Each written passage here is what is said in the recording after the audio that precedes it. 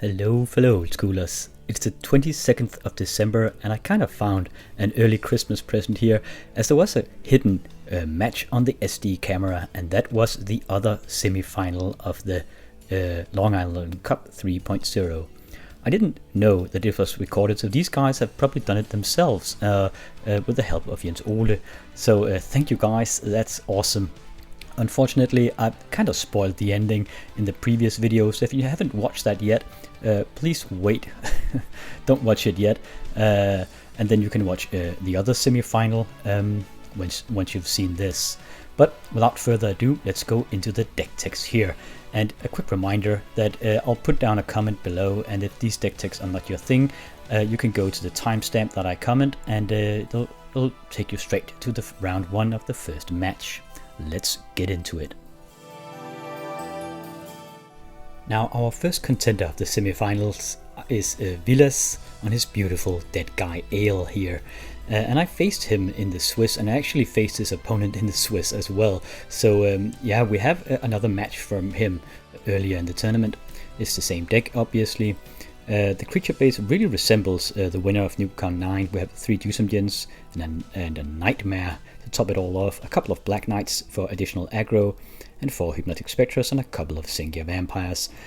It has a full package of sinkholes, which has likely helped him a lot in this tournament, because we have seen a lot of Maces of Ith up until now.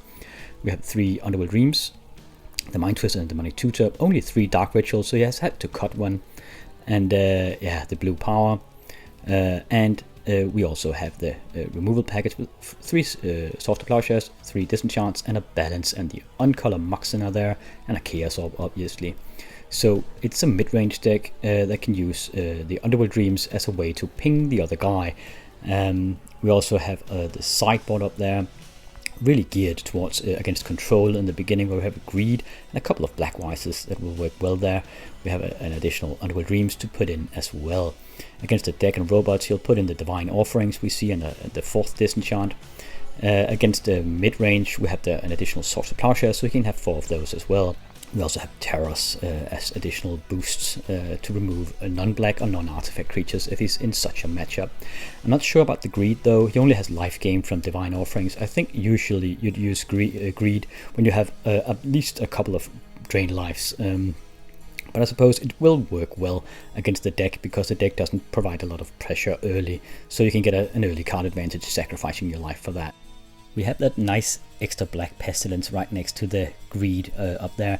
It might be used against aggro, against weenie decks, because you can just ping and board sweep small critters away with an active Pestilence, and it will keep in play. If one of your big fat creatures is out there, like a Singia Vampire or a Dusumjin, you can just ping for 2 or something like that each turn.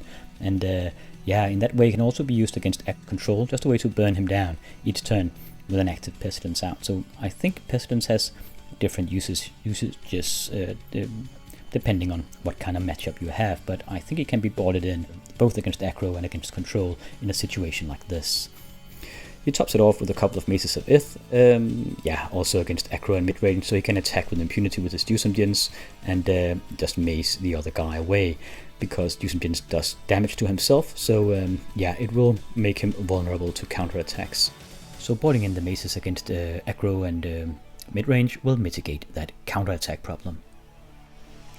The Nightmare is of course the most eye-catching thing here. Really cool creature, and it can be used in a deck that doesn't use many Cities of Brass. This guy only uses 1, so that might make his mana base a bit unstable with all the splashes, so he can't splash too many white or blue cards in there, because the mana base won't be able to support it. But there are a lot of swarms for that Nightmare to grow and become huge, and it will fly over moats, and can't be control magicked unless it dies if the opponent doesn't have any swamps. So it does have several good things going for it. So a very nice deck here, very beautiful. Really just an iconic tournament archetype from the past here, doing so well at a modern tournament. So going from this iconic pile of cardboard, we're going into his opponent, which is the exact opposite, a home brew from one of the guys here. A really cool brew as well.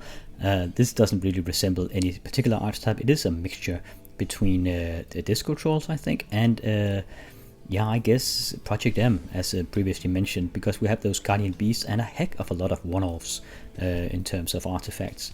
I think this deck is the most versatile I've seen in quite a while here, with so many one-offs, and it also makes use of the Demonic Tutor, and we don't really have more tutors than that in old school, but we do have those transmute artifacts, and they will sort of function like a tutor as well. Pretty damn great, because you can just, whenever the situation calls for it, you can get whatever artifact you want, just sacrifice one of your Moxen or Felver Stone and get in a book, or get out an Icy Manipulator or Disc or Chaos Orb, or whatever you want. There's also that combination with the Guardian Beast that will make all your artifacts survive if you activate the disc. Only the Guardian Beast will get destroyed by that though, because with its dying breath, it will keep all the artifacts safe. We also have a combination with the Chaos Orb and the Guardian Beast, of course, because you can just keep on flinging that Chaos Orb and it won't ever get destroyed because the Guardian Beast keeps it alive. A couple of copy artifacts and a reconstruction as well to supplement the artifact package. Which is really all over the place here. A bit of a mid-range, a bit of a control setup, stuff like that. And a beautiful creature base here with a Sulcanal, the Swamp King, and a Shivan Dragon, and Triskelion, and a Flying Tetravus in on top of all the Trolls and Guardian Beasts here. So just two very cool decks, and I really enjoy seeing both of them get so far in the tournament. Kudos, guys. These are great. Let's get into the semifinals here. TrollBox coming up against Deadguy Ale. Long Island Crew versus Long Island Crew. So this is round number 1 with TrollBox on the left here and Deadguy Ale on the right.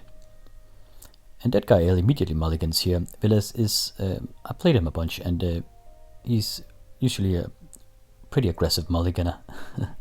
But I think that's pretty damn cool. I mean, it is difficult all the time. I think, to make that decision, and I mean to have the courage to do it when you have a slightly below average hand, just riding those odds. We can see his hand here. Will he keep this? I think he will. Okay, discarding a Hypnotic Spectra. Seems mana fixed. There's a couple of swamps and a sinkhole.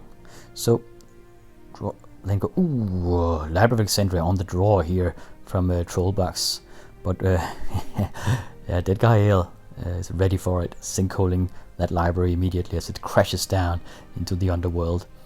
So he only got a single draw out of it, but he is ahead a couple of cards because Deadguy Ale had to mulligan.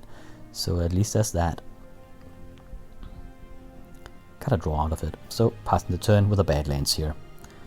Third swamp, and the first ghost comes out immediately bolted. I forgot to mention that it is also a bit of a burn deck.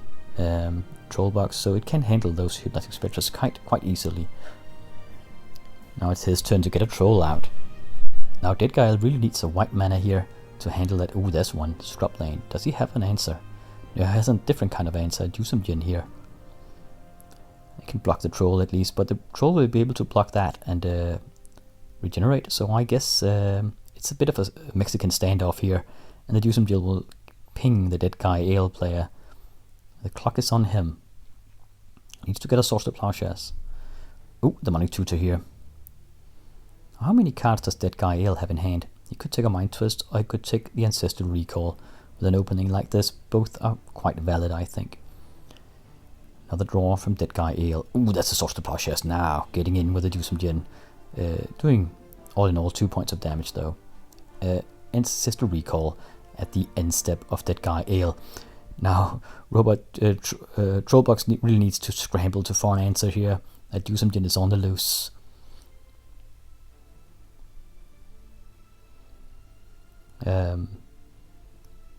What will he do? Got a bunch of mana out of that. Ancestral Recall, Soaring. Oh, what's this? Triskelion coming out. It's only a 4/4 though, but better than nothing, I suppose. Dewsum Gin comes rushing in again. Oh, bolting it and then shooting it with this Triskelion for 2. So that's pretty nice. Oh, that's a balance as an answer there. Getting rid of the Triskelion. He just shoots the Deadguy player straight out before the Triskelion gets into the graveyard. And have to discard that Transmute artifact. Getting a book though. So TrollBox trying to shift gears here, going the control route. activating the factory and pinging for 2. Hitting for 2. And passing the turn. Oh, that's a sinkhole. Oh, and a disenchant. So yeah, that's what Deadguy can do. That's demolishing the board state here.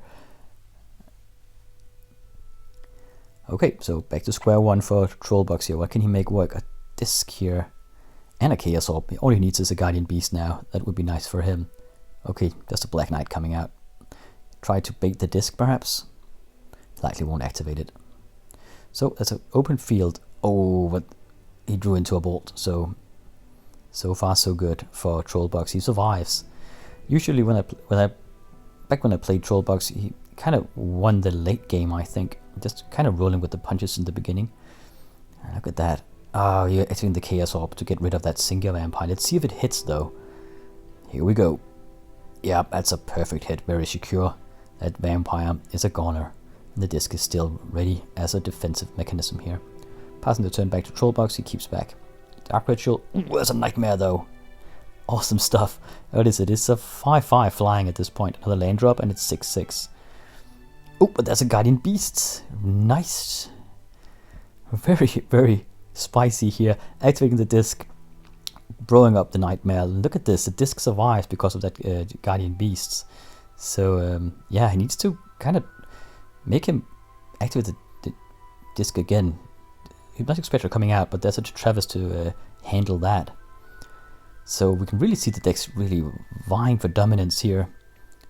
Exchanging punches. Now a Dusamgen coming out.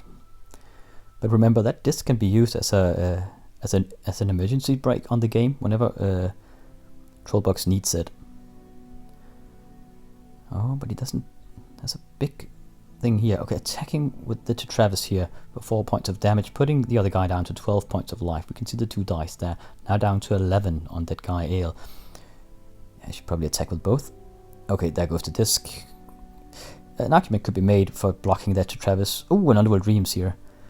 Oh, getting immediately disenchanted. I think actually TrollBox only have a single disenchant main deck, so quite lucky for him. Soul Canal, the Swamp King here. I mean, the spice has no end. Chaos Orb. Let's see if this one hits. That's a nice hit as well. So Soul Canal goes to the graveyard. Exchanging blows.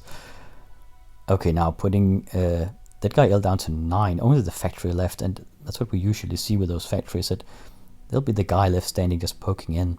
Velvastone, activating the factory, coming in for 2. 7 life left. On Deadguy Ale. Attack again. Oh no, down to 6, I think. And a copy on the factory here. Okay, drawing into a Time War for Deadguy. He needs an answer here. Answers to Recall. That's very, very nice for him. But mana drains it. So getting a Hypnotic Spectre out as a blocker. He needs to not take too much damage here. What's that? Icy coming out. Now attacking with the factory. Pumping it for 3. Down to 2 points of life for Deadguy Ale here. He needs an answer, immediate no answer. Even if he put down a blocker, the Icy will tap it. TrollBox takes the first match here. Excellent, excellent game. Really back and forth here. So we'll let these guys sideboard. I think perhaps we can even see what they're going to sideboard here on the camera. Let's see. Yeah, we see Deadguy Ale sideboard here, taking the Maces of Ith. And a lot of white cards, all his white cards. So there must be a Disenchant, 3 Divine Offerings, and the 4th Source to Plowshares here, just to get rid of those, taking the Nightmare out. Just to get rid of the Trolls, I guess. What will he take out more? Black Knight. Okay, so he takes some of the aggro out. 2 Black Knights and a Nightmare. Anything else? Another Black Knight. Okay. I think this is actually very dangerous for Deadguy Ale. I mean, could mana screw his deck here. A lot of white cards. I mean, and the only reason I know this is because Composition A has similarities with this deck. Oh, he draws a hand here. It has similarities with this deck, and if you don't play with a lot of City of Brass, it's so difficult to have that many white cards in it. You might have too many white cards for your mana base to support it, because you only have the 4 Scrublands and the Mox. He mulligans here, mana starved. So another mulligan out of Deadguy Ale. Let's hope that luck favors him here, or favors both players, but we want a game. We don't want him to mulligan again. Oh man, he got a mulligan again. Let's see if a TrollBox, what's going on with him. Looks like a keyboard. I think there was an ancestral recall in the City of Brass. No, another mulligan out of Deadguy Ale here. Heartbreaking here. I mean, I don't know who to root for. I root for both guys. Both are big, great decks, but we want a game. Okay, so we need to mulligan. Was it down to 4 cards or something like that? Maybe if he has a balance or something, he might equalize it. I think you gotta get rid of 3 cards. Yeah, mulliganing down to 4. He's on the play. That's brutal. Underground Sea coming out. City of Brass here. Scrubland. Ooh, and a Dark Ritual into a Mind Twist. So I guess that mitigates it a bit. Getting a few cards here. A couple of Mazes of Ith. And a Book and an Icy. That was 4 cards though. He can't discard 4 cards. He should take 3 cards. So these guys didn't see it. But okay, I guess that makes it more of a game at least. But it is a bit... yeah, it is a mistake. I think the Mind Twist should have been 3 cards. It was a Dark Ritual into it. But Jusumjin coming out here after a brutal Mind Twist for 4. So, and it cost him 2 cards to cast that Mind Twist, so he is still behind in cards slightly. Got a 2 card advantage out of it, but lost 3 cards. Yeah, I think these guys are waiting. There's a prize being given out for most epic play. And the most epic play on this tournament was an Angry Mob getting... Ancestor Recall. An Angry Mob getting a magical hack on it, I think, 3 times for different lanes. So pretty damn cruel. Would have wished we had that game on camera, but it was likely one of the other tables. Time Walk here. Getting all the power out of TrollBox here. Oh, I think Vilas on Deadguy Ale reminds him, he just realizes that his Mind Twist is 1 card too much. So he lets him keep a random card. So okay, the mistake is mitigated here. He gets to keep a random card, but the Mazes of Ith are lost. So that was a good pick. And also the book. But mistakes. Mistake has been corrected here. That's good. So he activates the factory here and copies it. So 3 factories. Attacking with the Jusum, blocking with the factory, and then bolting the Jusum. That's 5 points of damage. Ooh, Time Twist out of... Oh, that mitigates the entire... yeah, that's why you can mulligan so aggressively sometimes. Because I know Deadguy Ale is slightly behind here. Trying to mitigate it with the... Oh, that's an ancestral recall. Trying to mitigate it with that Mind Twist, but now I got a Time Twist out of it. So full new hand for both players. Catching up with TrollBox here. But mind you, TrollBox has a full new hand as well, obviously. Activating 2 factories coming in, softly plowsharing one of them. Putting Deadguy Ale down to 15 points of life here. Armed to the teeth again. Let's see what these guys can make happen. Ancestor Recall coming out. Is another Mana Drain? That's... You gotta be kidding me. That's both games that he had that Mana Drain when the Ancestor Recall hit. Good stuff for TrollBox here. I think it's the only counterspell he has in that deck. But I guess he keeps it in hand for an occasion like this. Tetravus coming down. A Divine Offering on it, giving 6 points of life to Deadguy Ale. He's above 20 now. 21 points of life. Good match, this one. So what to do now? What is that? Oh, a Mind Twist. A couple of disenchants as a fast effect, just cracking all the artifact mana out of TrollBox. But now he doesn't have any answer against that factory. He might not have, because he lost both disenchants. Oh, well, he drew into one here. Lucky him. So, back to square one again. Now, cracking the Maze of Ith with a Sinkhole, that's always a viable target. Another factory coming down, though. Could be another viable target for a land destruction spell, but there are many answers against the factory in the Deadguy Ale deck. Let's see if TrollBox can get a creature out. He has so many beautiful, cool creatures. Icy Manipulator, though. TrollBox being down to 16 points of life here from that City of Brass. Attacking again with the factory. That factory doing a ton of work. Demonic Tutor here. Does he have... I didn't remember if he has Brain Geyser. It could be nice. He has a lot of mana. Though I suppose he lost a bunch from those disenchants earlier. I was an Ancestor Recall likely. Yeah, here we go. So blocking the other guy's Ancestral and then getting one out of your own. What do we have here? That's the first troll of the bunch. Hypnotic Spectre coming out. He can fly over that troll, but the other guy might have bolts in there. I don't know. Oh, taps down the Hypnotic Spectre. I forgot about that. Now Time Walking. Oh man, that is brutal. With a troll and a factory now getting... Oh, what's this? Guardian Beast here. Now getting in for 5 again. That guy down to 5 points of life. What can he make happen here?